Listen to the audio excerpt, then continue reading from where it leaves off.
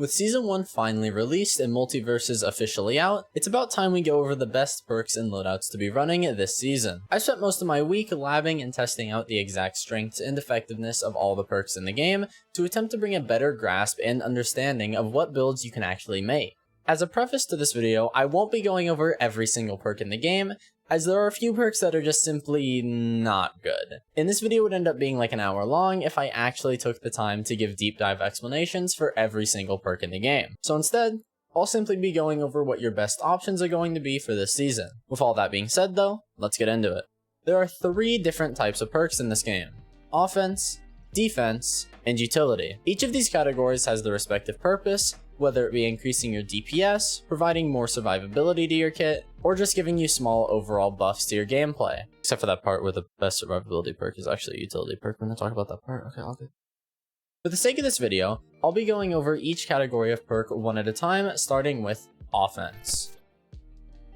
Offensive perks are exactly what they sound like. They are simply perks that will be buffing your attacks through ways such as raw damage or attack speed. At first glance, these perks may seem extremely strong, as they are just simply increasing damage, which theoretically means you would be killing your opponents faster, right?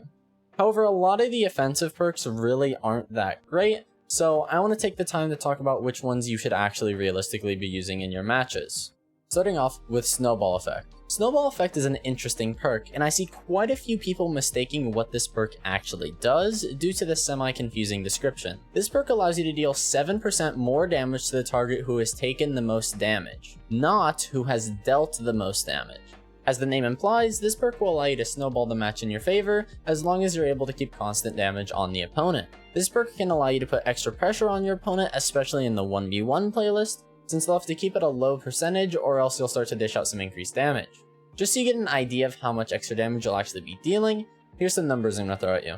Shaggy's sidekick deals 9 damage by default, and with this perk active he'll instead be dealing 9.63 damage. Bugs Bunny's bat will be dealing 6.42 as opposed to its normal 6, and Jake will be dealing 11.77 damage on his sweet spot side air instead of his usual 11. These increases aren't too crazy, but they're definitely not something to overlook. And keep in mind that this perk will be buffing all of your attacks as long as the opponent has more damage taken than you, making it far more effective than something like Deadshot, which only buffs your projectiles as well as providing an overall smaller damage buff. Hit 'em while they're down is another fairly good damage perk, albeit more situational. I'd only recommend this perk if you're running a character who applies debuffs consistently, like Batman or She Who Shall Not Be Named, more commonly referred to as Velma. This perk does apply a rather small damage buff.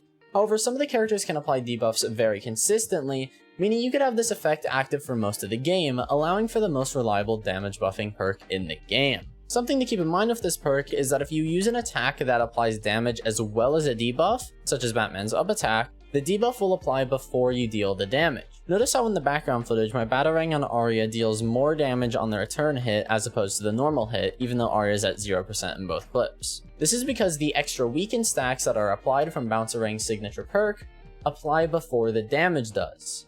This means you'll also be getting the 5% increased damage on the attack that applies the debuff, not just attacks after the target is debuffed. While we're talking about the 5% damage perks, let's talk about Lumpy Space Punch. In my opinion, it's between this and Hit 'em While They're Down for the best 5% damage perk, but if you're not playing a character with debuffs, then this is obviously infinitely better. In this game, you'll be spending most of your time fighting in the air, so a perk that flat out buffs your in-air damage is very solid. However, like I said in my Batman video, I don't think a lot of these 5% extra damage perks are really worth it, but if you really want to run one of these 2 are definitely your best options. That's Flammable Dock and Ice to Beat You are both very, very good perks right now, especially with how strong projectile characters are in this game. Let's start with my favorite of the 2, Ice to Beat You. Ice to Beat You provides 1 stack of ice when you hit an enemy with a projectile. This is very good, as even after the nerf to the ice effect, it still procs a 15% slow on your enemy with just 1 stack. If you're playing a character with a lot of projectiles, this is an absolute must-have to at least have this perk trained in your arsenal. That's Flammable Dock is another amazing projectile perk, which allows you to proc a 1-second ignition if you manage to hit an enemy within 3 seconds of hitting them with a projectile. This is another very solid option due to the pure amount of damage that Ignite does currently. For every 0.5 seconds a target is ignited, they'll take 1 damage, meaning if you can play aggressive after hitting your projectiles, you'll be dealing an extra 2 damage on every projectile you throw. Once again, if you play a character with projectiles, especially a more aggressive one like Harley, I'd consider this a must-buy to at least have it as an option. Now, before we move on to the next category, I'd like to talk about a few honorable mentions that are good in certain situations, but aren't quite the best. For these perks, I won't be going as in-depth as others, and instead we'll just be talking about what they do, as well as how and when to use them. Our first honorable mention being Make It Rain Dog. This perk is extremely good on Tom and Jerry, and I'd honestly recommend running this at all times on him, as pretty much his entire kit is projectiles, some of which are rather slow and will benefit quite a lot from the 20% increase in speed, such as his fishing rod. This allows you to be oppressive with your projectiles and keep more pressure on your opponent throughout the match, as well as making some of his moves more reliable. On most other characters though, I wouldn't really recommend it. Collateral Damage is a really interesting perk, as it provides the biggest damage buff in the game, but only when you bounce an enemy off of a wall or floor, which does happen quite a bit, but not enough to make it worth it. Unless, of course, you're playing Steven Universe. Due to Steven's forward special providing a wall and his up special creating a floor, this perk can actually be very good and add some decent damage to your combo game. However, if you're running a character focused more on debuffing opponents, you'll get a lot of utility out of I'll Take That. I talked about this perk a lot and all of the benefits you can get out of it in my Batman perk guide, so if you're interested in more, consider checking it out, it'll be linked in the description.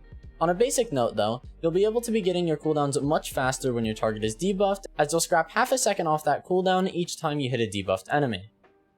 That concludes most of what I wanted to discuss about the offensive perks. Overall, I'd say there are quite a few valuable picks in this category. However, I see many people just slapping on random 5% more damage perks and hoping it'll work out, when there are far more valuable things they could be using. Moving on to my personal favorite perk category, Utility. Utility perks are perks that provide minor boosts in overall stats, such as movement speed. Because of this, many of the utility perks are actually fairly solid, but for the sake of this video, I'm just going to try and condense this down to the pure best utility perks. Tasmanian Trigonometry. Remember when I said the best survivability perk was in the utility category? This is that perk. I've seen a bit of confusion in the community as to what this perk actually does. This perk does not increase how much knockback you deal to your opponent. Instead, it gives you 15% more influence on where the knockback launches you. Meaning if you get launched vertically into the air and hold your movement input down, you will be launched 15% closer to the ground. This allows you to increase your survivability and in some cases quite drastically, as once you learn how to utilize knockback influence, you will essentially just be taking 15% less knockback. This makes this perk almost mandatory on some of the lighter characters, such as Arya, Harley, or even Batman now that he's the second lightest character in the game. Now, if you happen to watch my streams or my last video, you'll know that I love this perk. Triple Jump is my favorite perk in the game right now, and I think it's easily one of the best in the entire game too. From using this perk, you'll gain access to an extra jump after hitting an enemy in the air, which obviously happens quite a lot and is extremely useful on vertical characters such as Harley Quinn. The reason being that you'll be able to ladder combo for extended periods of time, allowing you to get easier and earlier knockouts. This and Tasmanian Trigonometry are pretty much the safest options in the game right now, because they're top tier on almost every character in the roster. However, if you're looking for something more in the background that you don't really have to think about, Speed Force Assist may be what you're looking for. Speed Force Assist will give you a constant 4% increase in movement speed at all times. And as small as 4% may sound, it can actually help you out quite a lot, especially if you're playing a character like Arya, who is one of the slower characters in the game, but she's still in that assassin subcategory, meaning she'll take 15% increased damage. Running this perk may give you a nice boost in speed that can help you avoid some of that extra damage, and put her more in line with the rest of the roster. Honestly, there's not a whole lot to say about this perk, it's just a simple 4% boost in movement speed that'll buff your neutral game. So if you're into perks that you don't really have to think about and you just want to have some sort of buff going on in the background at all times, this is a really good option. While we're on the topic of improving your neutral game, Aerial Acrobat is a perk that will improve your rushdown capabilities and the ability to keep the pressure on your opponent. While Aerial Acrobat is equipped, you and your team will gain 10% increased air acceleration. Well Zane, what's air acceleration? Air acceleration is how fast you speed up once you're in the air, meaning you'll be able to chase opponents out of the directional inputs much easier, as well as just getting around the map quicker as you're going to be spending most of your time in the air. Moving right on ahead to one of the perks that I see in so many people's loadouts, Coffeezilla. To be honest, it makes sense why so many people utilize this perk, as a flat 10% faster cooldown on all abilities is really good. However, on most characters, I'd say this really isn't needed, and you could run something that provides more utility. But if you're playing a character or playstyle that relies heavily on cooldowns, then this could be a very effective perk for you. Once again, I'm going to throw some numbers in your face, so don't be alarmed. For example, Bugs Bunny's rocket has a 20-second cooldown, meaning when CoffeeZilla is applied, you'll be knocking 2 seconds off of that cooldown. With Arya's Mist a Knife Throw, you'll get a 2.5 second reduction to its original 25-second cooldown. Or if you're curious how much it affects shorter cooldowns in the game, on Harley, your bomb will have a 9-second cooldown instead of a normal 10-second cooldown for each charge. Overall, I would say this is a very good perk, and it's never a bad option. However, on characters that don't really have long cooldowns, or characters that you don't rely on cooldowns that much on, there are definitely some better options you could be running. Last Stand is a relatively niche perk. However, that doesn't mean it's not good. Last Stand provides quite a large damage buff once you reach 100%, so on characters that are rather tanky such as Superman or Iron Giant, you'll be able to proc this buff for extended periods of time, allowing for a very nice increase in damage. Another potential build you could use with this perk could be utilizing Shaggy's One Last Zoinks signature perk, which allows him to instantly rage once he hits 100 damage taken, allowing you to do a 10% increased damage rage attack as soon as you hit 100%. This means you could theoretically deal 23.3 damage on Shaggy's charged up special, or a crazy 37.4 damage on a charged down special, assuming all of the hits connect. This is an absolutely crazy damage buff, to be honest, and should not be slept on. And finally, our last perk category, Defense. The defensive perks are pretty much the least valuable perks in the game, aside from a select few.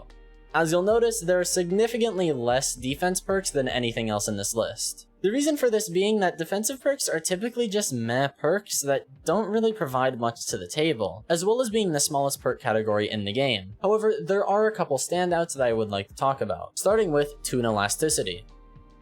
Toon Elasticity reduces how much knockback you take when bounced off of a wall or floor by a whopping 20%. At first glance, this may not seem that good, but think about how often you get spiked into a floor or bounced off the side of a wall of a stage, and imagine taking 20% less knockback in those situations. This is a very good perk.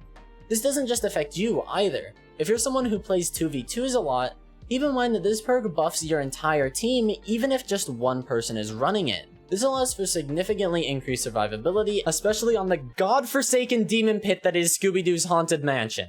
Overall, if you're looking for more survivability, then this and Tasmanian Trigonometry are hands down the best options in the game, and I wouldn't even consider anything else.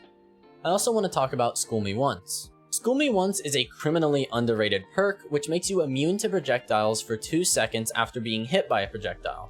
This means when you're facing something like Tom and Jerry projectile spam, you're only able to be hit by one projectile every 2 seconds, giving you an opportunity to close the gap and turn the tables of the match. This would force your opponent to play more aggressively as they won't be able to rely on their projectiles quite as much. That alone makes School Me Once the absolute best perk to counteract projectile spam. Especially considering how strong projectiles currently are, this perk is easily top tier. And I believe that just about wraps up everything we wanted to talk about today. As you can see, there are plenty of good perk options, however, I just wanted to talk about what the best options are going to be for the season and why you should be running them. With all that being said though, thank you guys all so much for watching, and if you're feeling extra generous today, consider subscribing to help me achieve my overall goal of world domination. Peace out guys, and I'll see you next time.